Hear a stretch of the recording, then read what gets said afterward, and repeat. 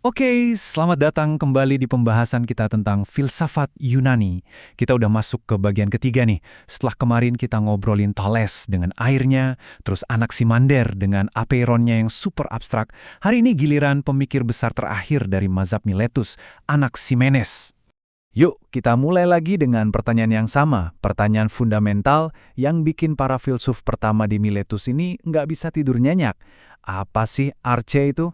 Apa ya, substansi dasar, satu prinsip tunggal yang jadi bahan baku dari semua hal di alam semesta ini. Coba kita ingat-ingat lagi.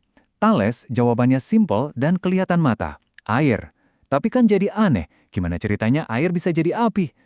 Nah, terus datang Anaximander dengan ide yang jenius tapi abstrak banget, yaitu apeiron alias yang tak terbatas.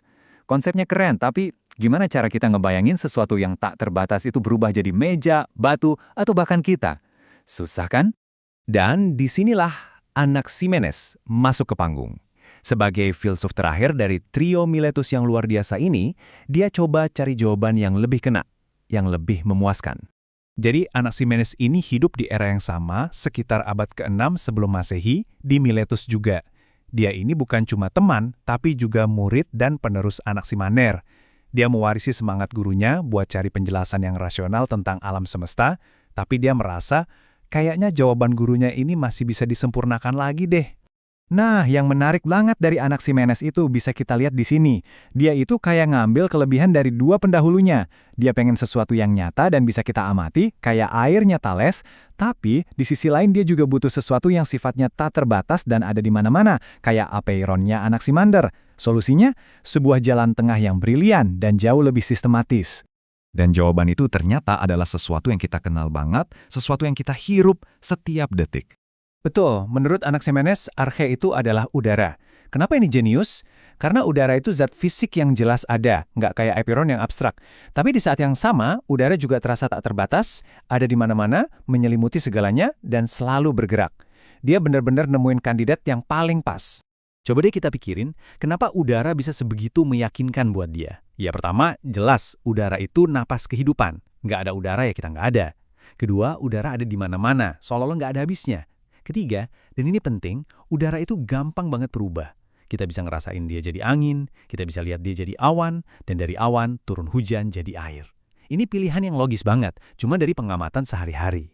Tapi ini dia bagian yang paling mengubah permainan, sumbangsih terbesarnya. Anaximenes nggak cuma bilang apa bahan dasarnya, dia juga ngejelasin bagaimana bahan dasar itu bisa berubah jadi segala hal. Ini lompatan besar dalam cara berpikir manusia. Dia memperkenalkan dua proses kunci, pemadatan atau condensation dan pengenceran atau rarefaction. Gampangnya gini, menurut dia, semua perbedaan benda di dunia ini, misalnya bedanya batu sama api, itu sebenarnya cuma beda tingkat kepadatan dari satu zat yang sama, udara. Keren kan idenya? Dan dia ngasih analogi yang sederhana, tapi cerdas banget, yang bisa kita coba sekarang juga. Coba deh, hembuskan napas dengan mulut terbuka lebar ke telapak tangan. Hangat kan rasanya? Nah, itu udara yang mengencer, atau rarefied. Sekarang, coba majuin bibir Anda kayak mau niup lilin. Tiup. Rasanya dingin kan? Itu adalah udara yang memadat atau condensed. Simple, bisa dibuktiin langsung dan meyakinkan banget. Jadi, dengan dua mekanisme ini, Anaximenes membangun semacam tangga dari semua wujud benda. Kalau udara dibikin renggang atau diencerkan, dia jadi lebih panas dan akhirnya jadi api.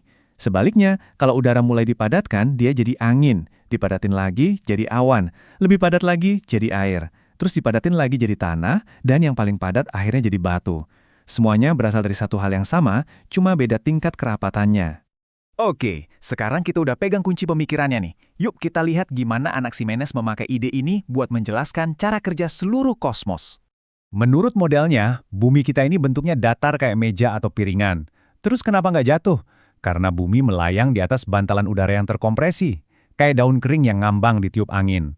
Nah, benda-benda langit kayak matahari dan bintang-bintang itu juga asalnya dari udara yang mengencer sampai jadi api, dan mereka semua berputar mengelilingi bumi. Nah, ini poin yang krusial banget. Teorinya ini memberikan penjelasan yang masuk akal buat fenomena alam yang dulunya dianggap sebagai perbuatan dewa-dewa. Petir bukan lagi senjatanya Zeus, tapi cuma hasil dari angin yang nerobos awan. Hujan bukan lagi tangisan dewa, tapi hasil pemadatan udara. Ini adalah pergeseran pola pikir yang revolusioner, dari mitos ke logos. Anaximenes juga melakukan sesuatu yang dalam banget. Dia menghubungkan manusia langsung dengan kosmos. Dia percaya jiwa kita yang bikin kita hidup itu terbuat dari zat yang sama dengan alam semesta, yaitu udara. Tubuh kita ini mikrokosmos, alam semesta versi kecil yang mencerminkan makrokosmos, alam semesta yang besar. Napas yang kita hirup itu ya udara yang sama yang meliputi seluruh dunia. Jadi setelah semua itu, apa sih warisan abadi dari pemikiran Anaximenes ini?